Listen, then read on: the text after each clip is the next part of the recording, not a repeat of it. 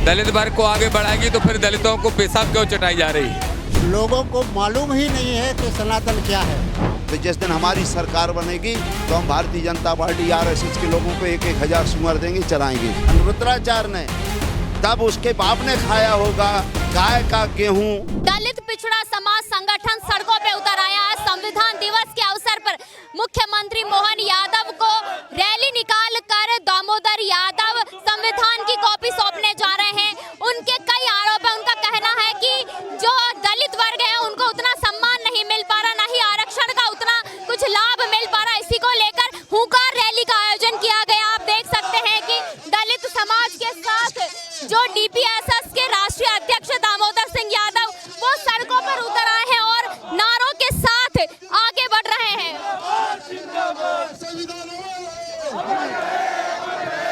हमारे साथ डीपीएसएस के राष्ट्रीय अध्यक्ष दामोदर सिंह यादव मौजूद हैं। सर, ये आज जो आपने रैली का आयोजन किया है, क्या कहना चाहेंगे? देश में संविधान खतरे में है, आडंबर पाखंड चरम पर है, हम उसके खिलाफ लड़ रहे हैं। जो सीएम मोहन यादव भारतीय संविधान की शपथ लेके कुर्सी पे बैठे हैं वो अपने नैतिक दायित्वों को, कर्तव्यों को भूल गए हैं। इसलिए सीएम मोहन यादव को हम संविधान की कॉपी सौंपने जा रहे हैं। सरकार का हमेशा से कहना है कि वो दलित वर्ग को आगे बढ़ाएगी, उसके लिए क्या करेंगे? दलित वर्ग को आगे बढ़ाएगी तो फिर दलितों को पेशाब क्यों चटाई जा रही है? दलितों के साथ अन्याय क्यों किया जा रहा है? बाबा साहब के संविधान को खत्म क्यों किया जा रहा है? ये सब झूठ वादे हैं, हम ऐसे झूठ नहीं चलने देंगे, संविधान को बचाएंगे। आपने धीरेन्द्र कृष्ण शास्त्री पर कई आरोप लगाए हैं। धीरेन्द्र शास्त्री 28 साल का नौजवान है जो इस देश में संविधान को खत्म करना चाहता है, मनु विधान को लागू करना चाहता है। उसके इन मंसूबों को हम कभी पूरा नहीं होने देंगे। मुख्यमंत्री के नाम जो आपने संविधान की कॉपी दी है वो टीआई साहब ने स्वीकार कर ली है। आपके क्या लगता है कि आपकी जो मांगे हैं वो कब तक पूरी हो जाएगी? देखिए, जब न्याय करने वालों के मन में ही बेईमानी हो तो उनसे बहुत उम्मीद तो नहीं की जाती, लेकिन चूंकि हम संविधानवादी हैं इसलिए संविधानवादी तरीके से ही अपनी मांगों को रखते हैं। उम्मीद करता हूं कि मोहन यादव ओबीसी वर्ग से आते हैं, आरक्षित वर्ग से आते हैं, और मोहन यादव जी जिस कुर्सी पर बैठे हैं, अगर बाबा साहब का संविधान लागू नहीं हुआ होता तो मोहन यादव जी हों चाहे दामोदर यादव हों, हम लोगों को जो मनु विधान ने काम दे रखा था हम वही कर रहे होते। तो इसलिए उनसे अपेक्षा है कि संविधान को बचाने के लिए, अंधविश्वास को, आडंबर को, पाखंड को रोकने के लिए, जातंकवादी घटनाओं को रोकने के लिए और सामाजिक न्याय करते हुए आरक्षण को बढ़ाने का काम करें। ये उनसे अपेक्षा है। अगर वो हमारी मांगों को स्वीकार कर लेंगे तो ठीक है, नहीं तो फिर आंदोलन के रूप में 1 लाख लोग लाके भोपाल में बैठेंगे, मुख्यमंत्री का घेराव करेंगे। हमारे साथ महिलाएं भी मौजूद है जो इस प्रदर्शन में, इस हुंकार रैली में शामिल हुई है। क्या नाम है? बबीता सारे। आज आप इस प्रदर्शन में शामिल हुए, क्या क्या मांगे हैं? जो हमारे नेताजी मांगे कर रहे वो पूरी करे। आपको भी पता होगा ना कि आपकी क्या मांग है, आप क्यों इस प्रदर्शन में शामिल हुए? बाकी तो ये बता देंगे, आप बता दे दिए। आपको नहीं पता है क्या? नहीं, बताओ। जिस तरह से हमारे नेताजी ने बोला है वो सारी मांगे बहुत ही जायज़ है और बहुत ही सटीक है, सबके हित के लिए है, जो कि होना चाहिए मानने।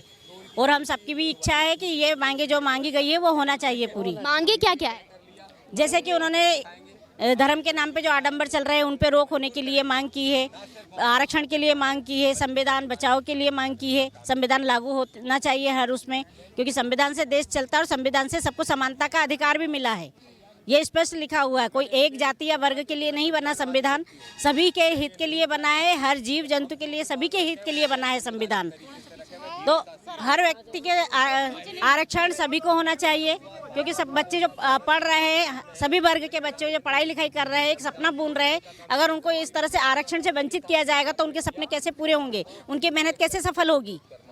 इन्होंने बात की है आरक्षण से वंचित करने की, लेकिन एसटी एससी को ऑलरेडी आरक्षण दिया गया है, ओबीसी को भी एक तरह से वो रिजर्वेशन दिया गया है। नहीं, एससी एसटी को जिस मात्रा में दिया जाना चाहिए उस मात्रा में अभी तक आरक्षण मिला कहाँ है? और ये जो लोग हैं जो बात आरक्षण की समाप्त करने की बात कह रहे हैं, इससे पहले कि समाज में सभी लोगों को बराबरी का हक मिलना चाहिए। आज हर व्यक्ति को जातिवाद में बांटा गया है। अनुसूचित जाति जनजाति को हमेशा उनको नीचे रखा गया है, और जितने भी क्रिम पद पर हैं, अभी आप उच्च न्यायालय में देख लीजिए, सारे वो लोग बैठे हुए हैं, शासन प्रशासन में भी देख लीजिए, सारे वो लोग बैठे हैं। तो एससी एसटी को तो मौका अभी तक मिला ही नहीं, और हम वही बात कर रहे हैं कि बराबरी का मौका सबको मिलना चाहिए, यही हमारी मांग है। और साथ में जो अभी जातिवाद का जो हमारे SC ST के ऊपर अभी कल की घटना है रतलाम के अंदर, बारात जाने से उनको रोका गया, जातिवाद के नाम से मूत्र तक उन पे किया जा रहा है, छुआछूत इतनी बढ़ती जा रही है। एक मिसरा है ग्वालियर के अंदर, वो खुलेआम बाबा साहब अम्बेडकर जी का विरोध कर रहे हैं। इन सारी चीज़ों का हम विरोध करना चाह रहे हैं और हम लोग अम्बेडकरवादी लोग हैं। हम आदरणीय भाई साहब के साथ इस कारवां को आगे बढ़ाने के लिए हम निरंतर ये सब काम कर रहे हैं। धीरेन्द्र कृष्ण शास्त्री के ऊपर लगातार जो है आरोप लगाए जा रहे हैं कि वो पिछड़ा समाज को या फिर जो OBC समाज है उनका अपमान करते हैं, लेकिन वो खुद OBC समाज से आते हैं।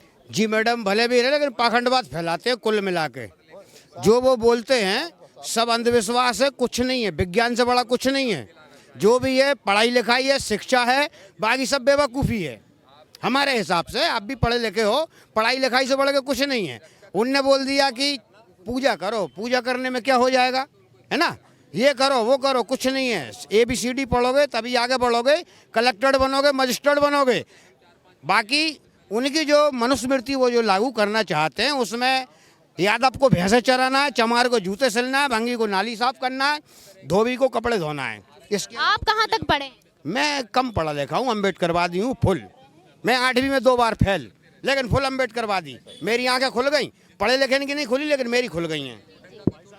जी जी, यहाँ पर जो है जो भीड़ है, ये जो अंबेडकर समाज के लोग हैं, ये लगातार जो है धीरेन्द्र कृष्ण शास्त्री है उनके ऊपर लगातार आरोप लगा रहे हैं। साथ ही उन्हें ढोंगी पाखंडी भी बताया जा रहा है। धीरेन्द्र कृष्ण शास्त्री के ऊपर लगातार आरोप लगाया जा रहा है और उनको कहा जा रहा है कि वो ढोंगी है। लेकिन क्या आपको क्या लगता है कि सनातन धर्म की जिस तरह से आजकल बात की जा रही है, क्या सनातन धर्म को बढ़ाना गलत चीज़ है? सनातन धर्म लोगों को मालूम ही नहीं है कि सनातन क्या है। क्या है सनातन? एस धम्मो सनातनो, ये बुद्ध का दिया हुआ सनातन है। और जिन लोग जो है वो नाजायज़ तरीके से बुद्ध की विरासतों पर कब्जा करके और हिंदू राष्ट्र की कल्पना कर रहे। हिंदू तो सुप्रीम कोर्ट ने कह दिया कोई धर्म ही नहीं है, हिंदू कोई धर्म ही नहीं है। न किसी उनके पुराणों में, शास्त्रों में, वेदों में कहीं हिंदू नाम का वो शब्द ही नहीं है। अब इन्हें जो है तरह तरह के बदल के कभी हिंदू कहते हैं, कभी सनातन कहते हैं, कभी वैदिक कहते हैं। ऐसे नहीं, संविधान कहता है कि मानवता के आधार पर सभी धर्म समान हैं। इस देश में सब धर्मों के लोग रहेंगे, रहने की आज़ादी है, ना कि अकेला हिंदू। जैन कहाँ जाएंगे, बौद्ध कहाँ जाएंगे, मुस्लिम कहाँ जाएंगे, ईसाई कहाँ जाएंगे? क्या सब अपने अपने राष्ट्र बनाएंगे? कैसे डिसाइड होगा कि ये हिंदू है, ये इस धर्म का है, वो इस धर्म का? कैसे पता चलेगा कि ये सनातन धर्म में है या नहीं है? ये अगर वो मुस्लिम या फिर सिख ईसाई नहीं है, जैसे कि आप अंबेडकर को मानते हैं, आप बौद्ध को मानते हैं, तो क्या वो बौद्ध वाले या अंबेडकर वाले सनातन धर्म में नहीं है? देखिए, सनातन तो सब हैं, सनातन सब हैं, सांस्कृतिक सब हैं। जो मानवतावादी हैं वो सनातन है। जो असली मानवता, अपनी असली संवैधानिक व्यवस्था को मानते हैं वो सब सनातन हैं। और जो संविधान को नहीं मानते वो विघटनकारी हैं। वो देश तोड़ने की एक तरह की भविष्य के लिए रचना कर रहे हैं, जो हमारे और देश के हित में नहीं है। और आपके चैनल के लिए बहुत बहुत धन्यवाद, थैंक यू आपको।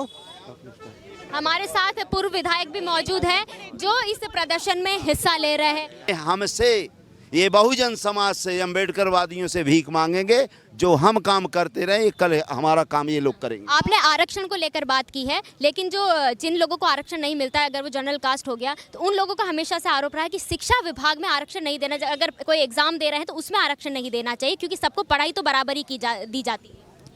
देखो, ये भारत देश है।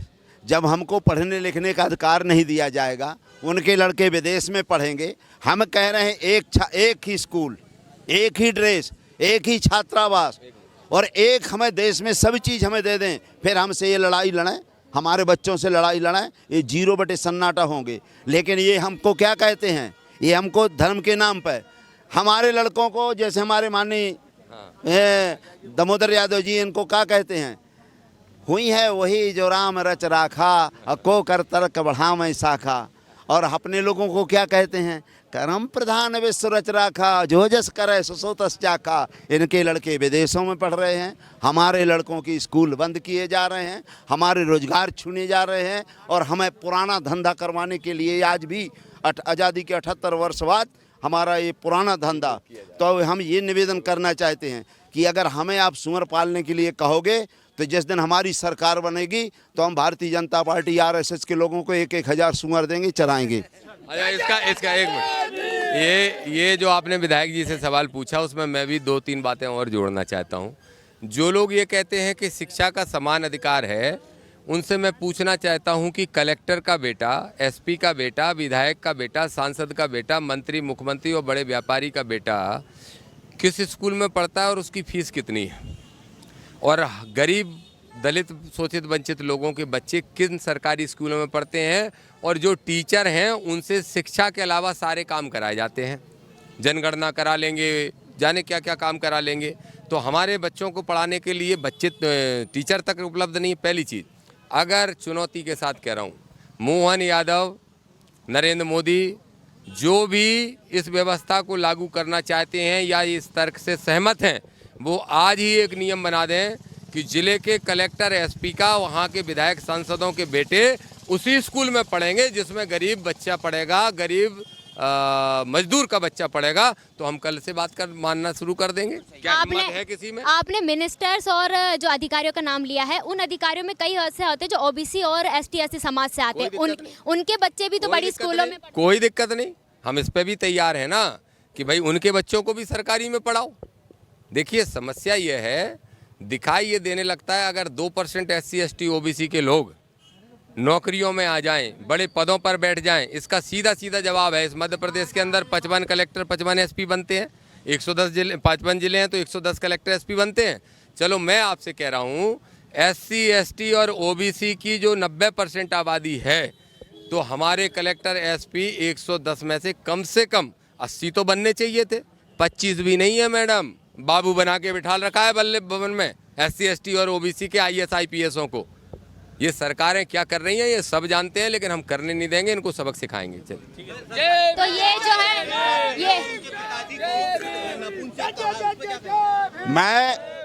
मेरी बात सुनिए, ये वो जब कह रहे हैं कि भाई लड़का पैदा केवल और केवल लड़का, अगर गेहूं, गाय को गेहूं खवाओ, गेहूं से जो गोबर से गेहूं निकलता उसको पहले धो सुखाओ, फिर भगवान का भोग लगाओ और फिर स्वयं खवाओ, तब लड़का पैदा होता है। तो मैं ये कहता हूँ, जब उनने आजमाया होगा आपके क्या कहते हैं अनुरुद्राचार्य ने, तब उसके बाप ने खाया होगा गाय का गेहूं, जो गाय के गोबर से गेहूं निकलता है, अपनी औरत को दिया होगा, अपने बाप को, अपनी माँ को दिया होगा, तब वो बच्चे पैदा हुए हैं। मैं क्यों नपुंसक कह रहा हूँ? नपुंसक तो वो कह रहे हैं कि लड़का पैदा आदमी से नहीं होता है, गोबर के गेहूं से होता है। भगवान का भोग गोबर के गेहूं से जो दाना निकलता है उसको पीस के धो के खिलाओ, भगवान का सही 56 भोग लगता है। ये मैं नहीं कह रहा हूँ, अनुरुद्राचार्य कहता है, आप देख लीजिए टीवी में।